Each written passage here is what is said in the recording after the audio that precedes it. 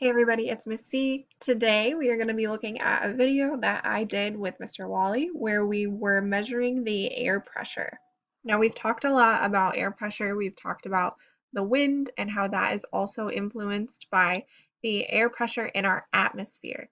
Now this is an instrument or a tool that we can use to measure the air pressure, and it's called a barometer. Now this container is the barometer, and what we do is we fill it up with water about halfway, and we put a little dye in it so that it's easier to see the water since it's a glass. And right here, this line where we see the water level here, that is going to show us the air pressure. And if you remember, air pressure is influenced by air temperature.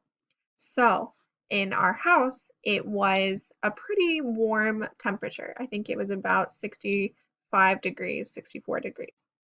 So you can see that the temperature was pretty high and that the pressure was pretty low because of that. We know higher temperature, lower air pressure.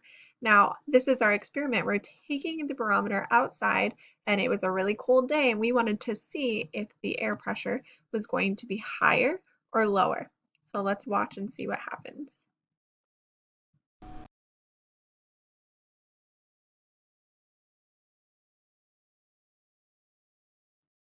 Going outside, we're watching as the water level is being pushed and pushed down.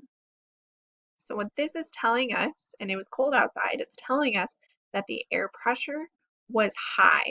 It was high air pressure, and that is how this water was able to be pushed back down. And you see the bubbles even popping here. So the water is being pushed down by the air pressure. So we know that this is a high pressure environment due to the cold temperature. Okay, I hope you enjoyed that. Now go ahead and fill out the exit ticket, and I will see you Wednesday for social studies.